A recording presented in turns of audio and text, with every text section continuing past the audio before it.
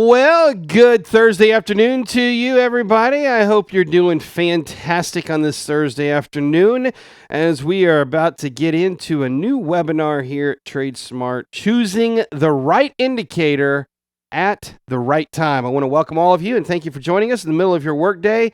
Some of you just trying to find an excuse to not work. Some of you are, working in a little extra curricular learning while you're wrapping up things at the office. And of course, for others of you, you're at home and hanging out, maybe on your back porch or whatever. But for whatever the purpose is and wherever you are today, I want to welcome you and thank you for joining us today. So here's an overview of what we're going to talk about. I promise you I'm going to keep this webinar down to less than 1 hour, so it will not be extremely long today.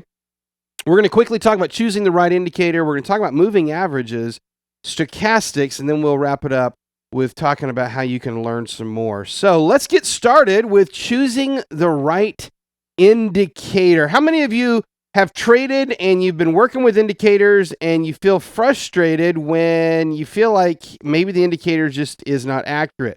Maybe, for example, your moving averages indicator, it gives you a signal that says buy now, and then you buy and then the trade turns right around and goes the other direction. Or maybe you're working with another type of an indicator and you say, it looks like it's supposed to be a buy signal, but, it turns out that this was just a total loss.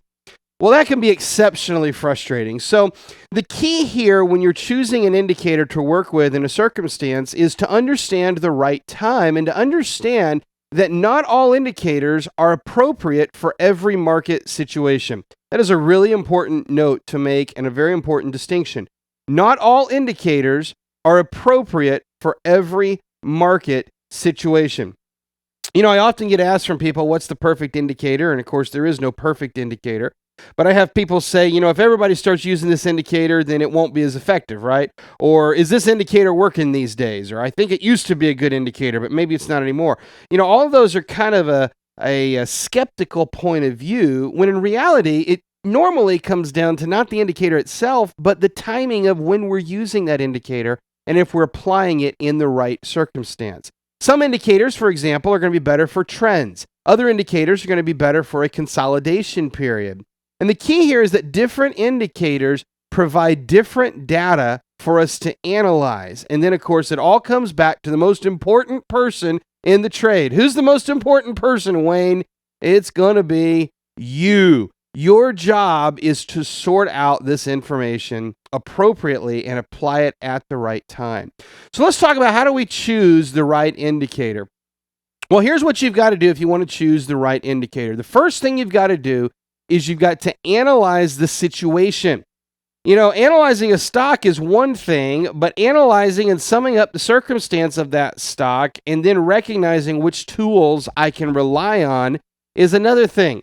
Imagine a plumber who goes into a house and, recognizes that a toilet is stopped up and then goes back out to the truck and, takes a hacksaw and a bunch of other tools and comes inside and says, well, I can't figure out how these tools make this stopped up toilet work, when it was as simple as using a plunger to open up the toilet.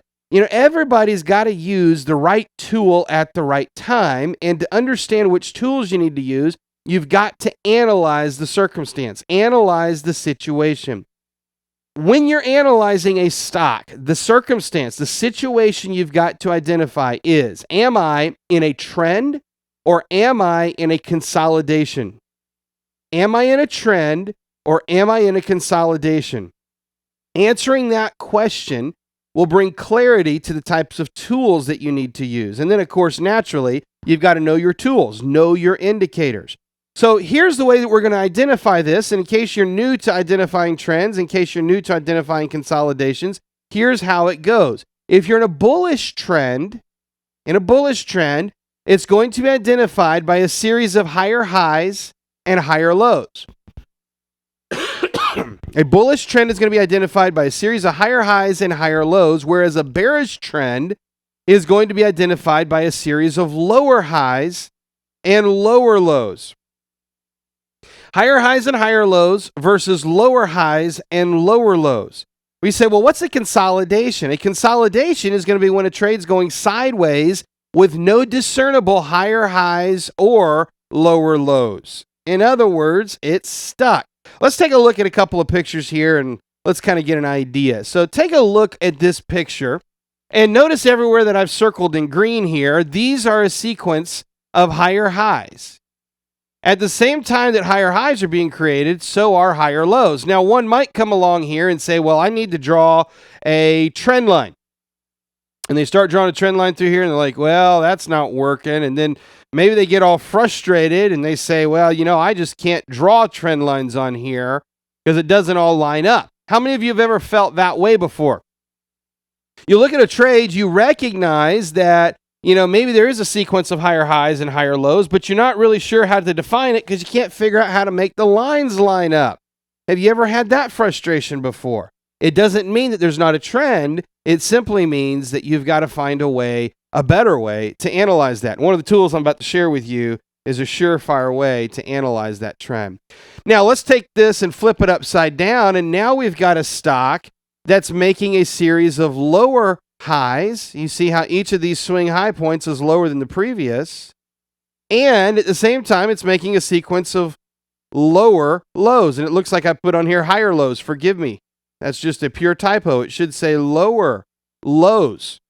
So when you got a sequence of lower highs and a sequence of lower lows, by definition, you have a downtrend.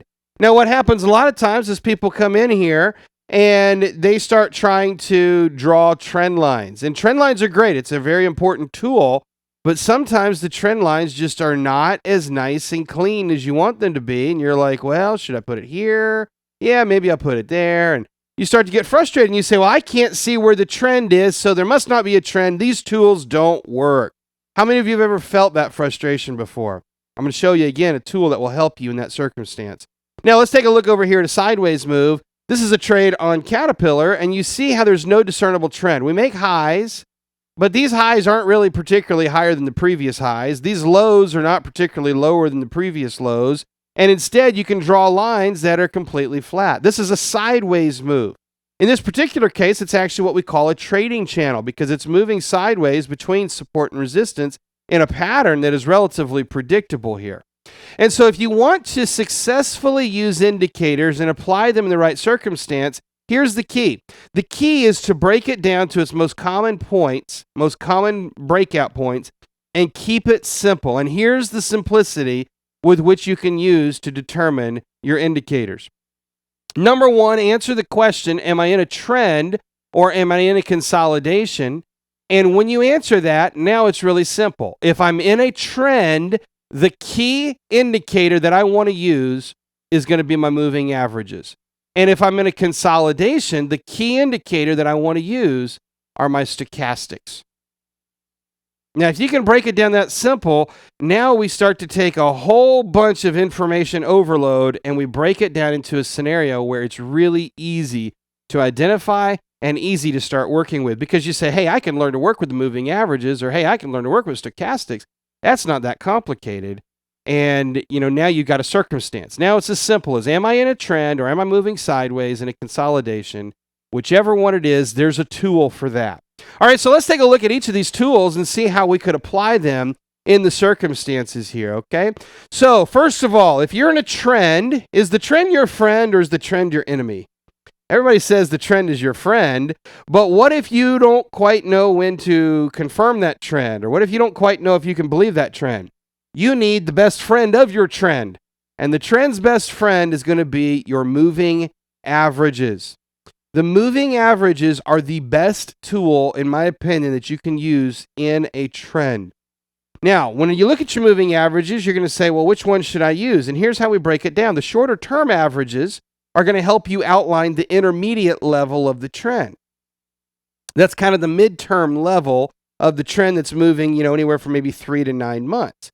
And your longer term averages are going to help you outline that primary level trend. That's going to be the big trend that's, typically lasting a couple years or maybe more. If you need more information on that, that's straight out of Dow theory. Of course, we teach stuff on that too. But primary, intermediate, and of course the minor level of the trend, these are 3 phases of the trend, 3 levels of the trend, I should say. That's all part of Dow theory right there. So if you've ever wanted to, link those things together, that's how that all plays together. You can use your short-term averages to outline the intermediate level trend. You can use your long-term averages to outline the primary level trend. and it all starts to play together. So let's look at the intermediate level trend here. For me personally, I use the exponential moving averages for my short-term trends, or for my short-term averages. Exponential. I use the exponential because they move a little bit faster, and for the short term, that's typically what I want. Now you may say, well, which number should you use? There's not one perfect setting. What I do is I use 3 of them. I use a setting of 10, 20, and 50. Are these the perfect moving averages? Maybe, maybe not. I mean, I don't know that there's anything that's perfect. You know, some people come in and say, well, I want to use 7, 14, and 28. Well, if you want to use 7, 14, and 28, then by golly, use 7, 14, and 28. Some people say, I want to use Fibonacci numbers. Well, if you want to use fib numbers, then by golly, go use the fib numbers. But 10, 20, and 50 give us a pretty good setting to start from with your moving averages. And the reason is because 10 period is a period of 2 trading weeks. 20 period is a period of 4 trading weeks. And a 50 period, of course, is a period of 10 trading weeks. And again, I use these for the with the exponential moving average for my shorter term averages, which again outlines the intermediate level of the trend. Now let's look at the longer term. The longer term averages, which of course is going to look at the primary level. I use this really just to see where we are in terms of the big primary picture. Sometimes it takes so long for these to get caught up that, you know, it doesn't really matter. But I do usually take at least a snapshot look at what the simple moving averages are doing, or I should say the long-term averages. And for this, I use the simple moving averages. Again, that's going to help outline the primary trend. And the numbers that I use for this are going to be the 100 period simple moving average and the 200 period simple moving average. So again, just to clarify, I use the exponential moving average for the shorter term settings. I use the simple moving average for the longer term. Is that to suggest that if you used a simple moving average for the shorter term that it would be messed up? Not necessarily. You know, I think you're getting down to, you know, fine details here if you choose between exponential and simple. The exponential reacts just a little bit faster. I like it a little bit better for that. But you know, I don't think that this is not a mountain you have to die on here. If you prefer the simple moving averages, great. There's no specific distinction there. Let's take a look over here at a couple of charts, and I will show you a few distinctions. So take a look at this picture here. These are your shorter term exponential moving averages, and you see what they're doing is they're helping to outline the intermediate level of the trend. You can see the intermediate level of the trend kind of went like this, and then kind of went like this, and then on up. Okay, very much an intermediate type of a move. Now you say, well, where's the minor level of the trend? The minor level of the trend is going to be this real fine day-to-day, you know, the day-to-day price action. That's the minor level of the trend. Okay, so you could, if you used a line chart, you would see the minor level of the trend. And here you're seeing the intermediate level with these shorter term exponential moving averages. Now the next picture here, this is a long-term simple moving average, same stock, same time period. You just see how it really outlines the big picture primary trend. And over time, it's been in a long-term, slow trend moving higher and higher. Now that does not take into account the way the minor level moves, much less the way the intermediate level moves. But it does take into account the big picture primary trend. And of course, your moving averages, very good tool to help identify that. Now you say, how do I identify these techniques with these moving averages? Well, there's 3 pieces of information that you can always take from your moving averages. 3 pieces here. Number 1 is the direction of the trend. Are we bullish? Are we bearish? Number 2 is you get the buy or the sell signal with the moving average cross. And then, of course, the third scenario is that you can use your moving averages to help support this thing in a support or resistance scenario. If you've been around TradeSmart at all, we teach this stuff very exhaustively. If this is the first time you've heard anything about this, I got 2 resources for you. I have another webinar I've put together that you can have access to for free called 3 Moving Average Secrets. And I go into more details of just these 3 details of the information you take from the moving averages. The other thing we've got a little kind of a moving average cheat sheet, just a little PDF. You can download it. In fact, I think Chris may have that available for you. If Chris can paste that link in there, you guys can download that For those of you who've been around TradeSmart for a while, you've certainly heard this information, so I'm just kind of tapping into other data that you're already aware of. Let's take a look at a picture here, and I'll show you how on this screen you get all three pieces of that information. This is a trend on Caterpillar, and the first thing you want to identify is, am I in a bullish or a bearish trend? And you notice every time we're above the moving averages, we're bullish. Every time we're below, we're bearish. And so this is a predominantly bearish trend. And if you look at this, you notice, okay, swing low, swing high, lower low, lower high, lower low, lower high, lower low, lower high. And so you've got a downtrend, obviously, and we're also below the moving averages. So if you're below the averages, you're bearish. If you're above the averages, as we start to shift into on the right side of the screen, you're bullish. Below the averages, you're bearish. Above the averages, you're bullish. That is the most simple black and white way to identify your trend scenario. Am I making higher highs or higher lows? Yes or no? And am I above the averages or below the averages? If you are in a trending scenario, you just need to simply look at where you are in relationship to the averages, and the averages will help bring everything into clarification. Now, the next question that everybody gets is, when do I buy into the trend? And your moving averages will help you with that with the moving average cross. This is why I use more than one average. Do not get into the trap of just using one moving average. The best signals that you get with the moving averages actually come when you use two or more. And so I use three. I use the 10, the 20, and the 50. And what you have over here, for example, on the left side is what we would call a bearish moving average cross. When all three of these averages have crossed down, or two of them have crossed down, the slower one, the 50 periods on top now, you've now triggered into a bearish trade. Okay, over here we had a little bullish one. We traded bullish for a little bit until we had a chart pattern that told us this trade was over. It's called an island reversal. Then we crossed back into a bearish scenario. All three averages crossing, and that bearish trend is full on. Now over here on the right side, you see the bullish moving average cross, and the bullish trend is back into play. These moving average crosses are one of the best tools that you can use for identifying when to get into and when to consider getting out of a trade. Now, what messes a lot of people up is they'll look at this scenario that we had back in November, and they'll say, well, I bought into that thing and it turned against me immediately. Well, you got to learn to, number one, protect your capital using stops, and also recognize the reversal signals. Anytime you see an island reversal, you just got to know that, hey, this trend's done. And then you can get out of there without spending a whole lot of money and wasting a lot of capital. But in general, the moving average system that I'm showing you right here, this process really is one of, if not the most time-tested and efficient ways to trade and to track a trend.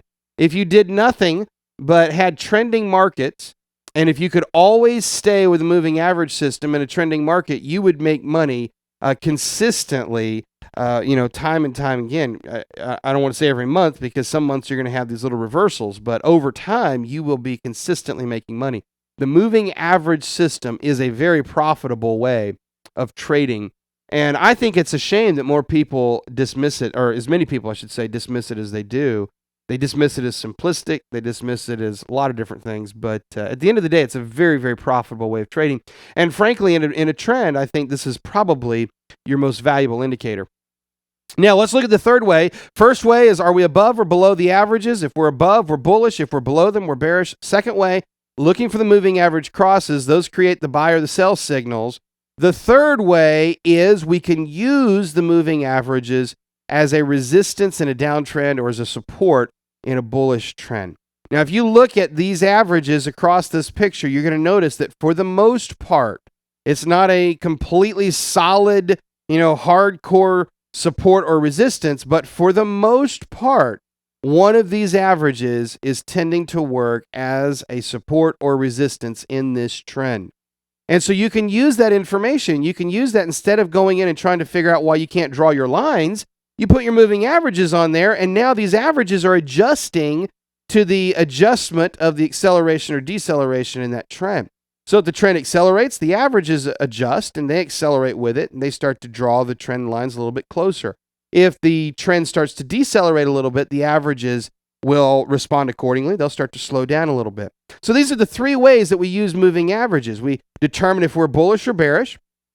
We use it as a buy or sell signal with the moving average crosses. And then, of course, we use it to help add structure to the trend by looking at the averages as support or resistance. These techniques, again, I've taught them in much more detail with some other resources. Chris has got the little average guide there that you can, moving average guide, I should say, that you can download.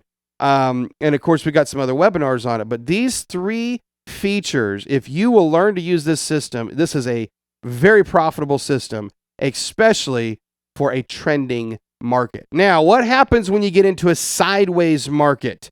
What if you get into a sideways market, stock is channeling, starts to look a whole lot like, summer of 2015. Here we are, markets have been going up, and then nope, they're down, nope, they're up, nope, they're down. Well, in a circumstance like that, these moving averages will be crossing up and down, and they will give you horrible signals. That's why situational awareness is so important. And so what you've got to be able to do is identify the situation. Am I in a trend? Yes or no? Am I in a sideways consolidation? Yes or no? If you're in a trend, what's your best indicator? It's going to be your moving averages. If you're moving sideways, what's your best indicator? It's going to be your stochastics tool. So let's learn a little bit about your stochastics indicator. When you're in a sideways move, oftentimes it's going to be a channel. And in a channel, the stochastics indicator will be your best friend. Your moving averages will be your worst enemy. So don't ever forget that. Your stochastics indicator is your best friend in a channel. If you're in a triangle or a non-specific type of a consolidation, there's a good chance that your stochastics will not work. But if you're in a channel that is a sideways move that is, going up and down between support and resistance, if you're in that scenario, there's really no indicator that's going to be better for you than your stochastics. The good news is at least half of your large consolidation moves are going to take the form of a channel. I don't have a hard statistic on that, but consistently when you get into a consolidation, it will be a channel type scenario. It may take on the form of a triangle. Sometimes you get into the more ambiguous kind of non-specific scenarios, but most of the time it will be a consolidation within a channel. So that's helpful. Now with your stochastics, here's the good news. Those channels become very easy to trade. So let me show you how this works out here. Remember, your stochastics is what we call an oscillator type of an indicator. It's an oscillator indicator. It oscillates back and forth. And specifically with your stochastics, it's a great benefit because it's range bound, meaning it can only go so high and it can only go so low. So when it gets up to the higher percentages there, which in the case of stochastics is going to be typically between 80 and 100. 100 is the max. When you get up into that range, you know that the market's becoming a little bit overbought. If you get down to the lower range, which is going to be between 20 and 0, with 0 being the absolute lowest reading, then you're getting a little bit oversold. Well, what does overbought and oversold mean? Well, if you're in a channel and you're coming into overbought, good news, that channel is probably about to cycle over and head back down. If you're in a channel and that indicator's coming down to oversold, good news, that channel is probably about to cycle back up. And so you can buy at the bottom and sell at the top, sell at the top and buy at the bottom. And it becomes a very predictable pattern that you can take advantage of. In addition to the overbought, oversold levels, you're also going to get buy and sell signals with your stochastics. Now, these buy-sell signals are very similar to the buy-sell signals that you get with your moving average cross. In fact, if you look at this picture, you notice they kind of look exactly the same. You got one line crossing the other direction here. Now it crosses back the other way. Now it crosses back the other way. And every time you start to see these signals, that's a buy or a sell signal. Now, these signals that you get, overbought and oversold, they are the ideal signal in a channel. Now, they may not help you in a trend, but in a channel, they are the perfect signal. Again, your job as a trader is to choose the right tool at the right time. Could a plumber at some point need a hacksaw? Absolutely. Not if that plumber's trying to unclog a toilet. A toilet is going to use a plunger. You should all understand that principle. The same thing is true with the stock market. Should a trader have moving averages as a tool? Absolutely, but not in a channel. If you're in a channel, the indicator tool that you want to work with is going to be your stochastics. Now, at the end of the trend, your stochastics will give you some interesting information, something we call divergence. But the absolute most valuable signals you get are during that sideways move when we get these little crosses up and down that we call buy-sell signals, or we get the hits on overbought or oversold. All right, so let me show you the settings that I use. I'm not sure if anybody here was in my trading labs on Monday night, but on Monday night there was some discussion about getting these things set up properly. So I wanted to bring some clarification to that, especially for those of you using Thinkorswim. There's been some confusion about how these should be set up in Thinkorswim. So here's the settings that I use. First of all, I'm not using the fast or the slow stochastics. I'm using the full stochastics. So it's the full stochastics. Secondly, these are the numbers that I work with, that I use. Percent K, here's the two basic numbers, are percent K and percent D. So percent K, I'm using a setting of 13. Some people think you should use 14. That's fine. If you're more comfortable with 14, use 14. But I'm using a setting of 13. You can choose to copy that or not. And then percent D, that's the other line. So you have the percent K line, you got the percent D line. Percent K is I'm using a setting of 13, D setting of 5. And then it's kind of like an average of the line. It's called percent K smoothing. And I'm using a setting of 7 for the percent K smoothing. Now, this is inside the full stochastic, so you should be able to get those same settings set up by using that. I also use a true close in Trade Navigator, which means it only draws the data as the day is completed, not in the middle of the day. That's up to you. I don't think there's a right or wrong to that. It's just that happens to be what I'm using. All right, let me show you some examples here and show you some pictures. Take a look at this channel on Caterpillar and notice what happens here. Here we are at the top, running up into resistance. Sometimes you push outside of it, no big deal. Look at your stochastics. It's saying we're overbought, we're heading down. And what does the stock do? It heads right back down to what becomes our support level. Now notice we started to get the bullish moving average, or the stochastic cross, a little bit early here. That's actually a good thing. It's front running this, and it's telling us that the momentum is slowing down. This was actually a very short-term bullish divergence that we had here. And then as you get back up to the top, what happens? There's your sell signal. You're running into resistance. You're overbought, and the stochastics is crossing back down. Most of the time in a channel like this, more often than not, you will get these signals, the overbought, oversold, crossing for the buy or the sell. You will get these signals within 2 or 3 days of the top or the bottom of the move, more often than not. Sometimes it's a little bit ahead, sometimes it's the day of, sometimes it's 2 or 3 days later, but for the most part, they are really spot on. And it's really as simple as, just deciding how do you want to trade this thing. You can buy it at the bottom, you can short it at the top. You could buy calls at the bottom, buy puts at the top. What some people like to do is, if you're into more advanced option strategies, some people, when you're down here at the bottom, they'll do a bull put spread. And then when they get to the top, they'll do a bear call spread.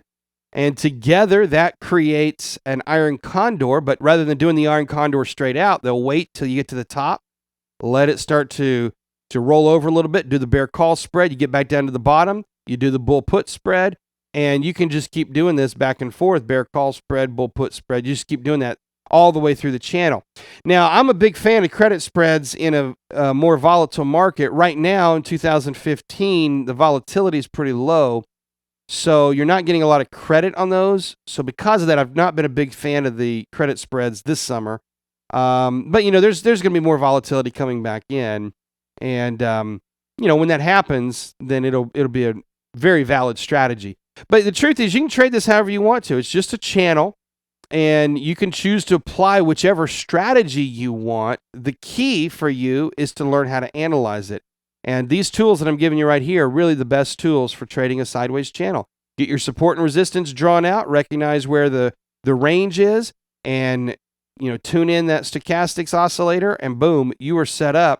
And it's really that simple for trading a channel. Trading a trend is really as simple as just putting your moving averages on there and following along. So here's some final thoughts for you. Stochastics are going to be very frustrating in a trend, especially at the beginning of the trend. Now, during the middle of the trend, sometimes the oscillations will work. They'll work well. At the end of the trend, stochastics can give some very good signals. But at the beginning of the trend, the stochastics oscillator is just going to drive you nuts. Similarly, the moving averages will be next to impossible to trade with during a channel. They are pretty much worthless during a channel. And so your job and your key to putting all this together is to determine the market scenario. You can apply the right indicator at the right time if you can identify the circumstance. And when you do that, when you apply the right indicator at the right time, you're going to see very, very powerful results. And what you find is, if you can get away from kind of the skepticism that, oh, maybe these indicators don't work anymore, get away from the skepticism of, oh, maybe too many people are using it, blah, blah, blah. And you start to look at the facts. The facts are, maybe we've been using it in the wrong market circumstance. Maybe, it hasn't been quite implemented right. When you put the right indicator on the chart at the right time and you look at it in the right context, you'll be amazed at how consistent these indicators are. Stochastics has been around since the 1950s, moving averages since before that. And both of these tools are still some of the two best tools that are available to the trader. And so I don't think you need to spend all your time searching the world for another, latest, greatest indicator. I think the indicators that are free with pretty much every charting software, they are going to serve you exceptionally well. Those indicators that are just packaged in there, the ones that have been around for years. The issue is not finding a better indicator. The key is to become better at timing and interpreting the market scenario within which you use the appropriate tool. And again, when you find the right circumstance and you apply the right tool, you'll be amazed at how well those tools will work. Well, let me tell you how you can learn a little bit more about this. I forgot to do this at the beginning. I didn't even ask how many of you are brand new. This is your first experience with TradeSmart. I didn't even think to ask about that at the beginning today. So if you're brand new, we never want to close one of our webinars without giving you a chance to understand more about TradeSmart and more about what a membership at TradeSmart is all about. A lot of you are not new. A lot of you are already members here at TradeSmart. But for those of you who are brand new, let me tell you a little bit about what we've got available for you. You can think about a membership at TradeSmart as kind of like a library membership to a fantastic catalog of some of the best stock market training education on the market. The question is not necessarily, what is there to learn? The question is, what would you like to learn? If you want to learn more about moving averages, you want to learn more about stochastics, great. We've got training for that. You want to learn more about options.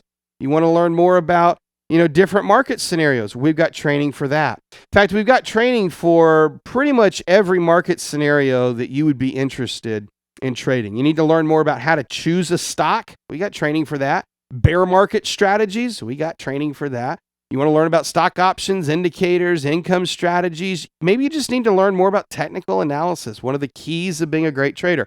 We've got training available for that. Maybe you're saying, hey, I'd like to learn to be a better day trader. Well, we've got an entire training program just built around day trading. Risk management, one of the keys to surviving the market. We've got that. Creating trading plans, learning to work with chart patterns.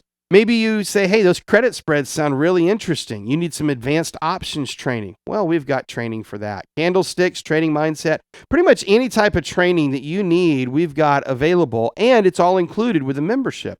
So, whether you're looking to learn about Fibonacci, the day trading with tick by tick, trading plans, maybe you want to learn more about Forex. Currently, we've got over 200 hours worth of videos that are available for you guys to start watching right now. They're available on our membership area, and you can watch them on your own time. And so you may be wondering, well, wow, that sounds pretty phenomenal. What's that going to set me back? Well, the good news is it's all included in your membership. So just so you have an idea, if you were to go to some of our major competitors, for example, Online Trading Academy, great people, but, it's a little expensive. If you do their big premier training programs, it's going to be $12,000. You want to go to Better Trades, you're looking at least $4,000 to get rolling over there. Options Animal, you're looking at $6,000 or more. Invest Tools, you're looking at $16,000, and that's not even their biggest program. At TradeSmart, we put everything into one package, and we've made it available for you for $89 a month. This is our platinum membership. You can get access to everything for $89 a month. And if you try it out and you say, hey, that's not really the right thing for me, well, it's not a big deal. You can move on, and you can know that you didn't break the bank in the process. Maybe here's the most exciting part, though. With TradeSmart, you don't have any upselling. We don't get to the end of a training program and say, okay, you learned about moving averages. Now, if you really want to be successful, you got to take this program. We don't do that. Everything is available in your membership, and you can kind of customize what you want to learn when you want to learn it. Now, we've got some training plans available. You could choose to follow one of the curriculums. But, if you say, hey, I want to start off with an entry-level program, great, you can do that. You want to say, I want to just jump right into the advanced stuff?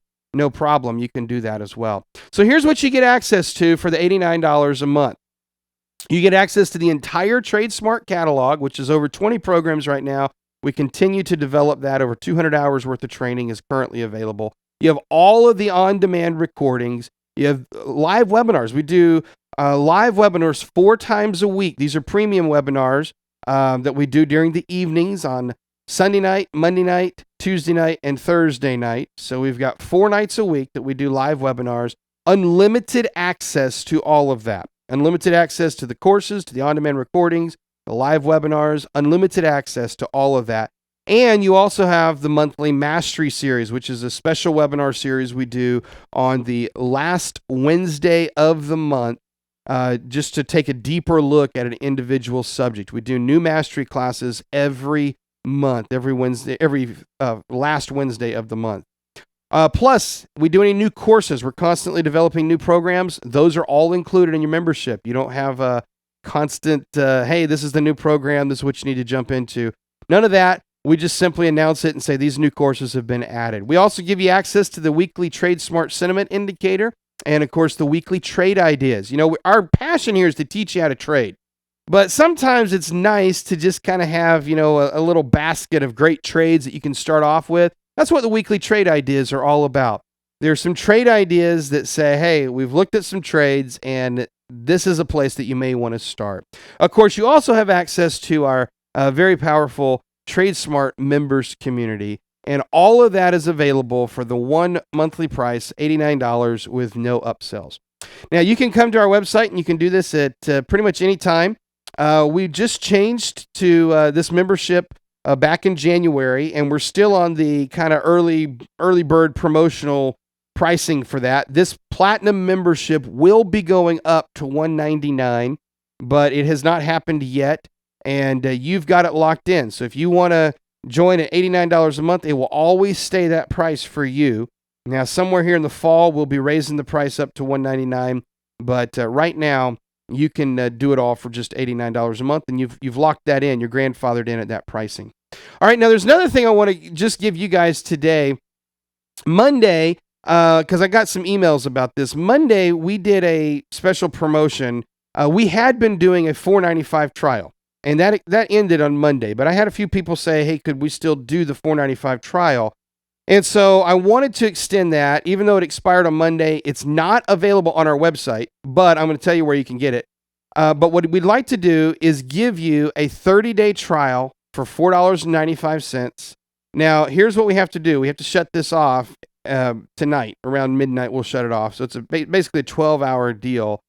You need to get, if you want to try it for $4.95, you're welcome to do that. You just have to go ahead and do it now because, again, this trial has disappeared. It's not even on our main website anymore. You can't get to it that way. I'll give you the address in just a minute. But if you want to try it for $4.95, you can do that. And then if you decide you like it, great. It'll just renew at $89. If you decide you don't like it, it's not for you. No big deal.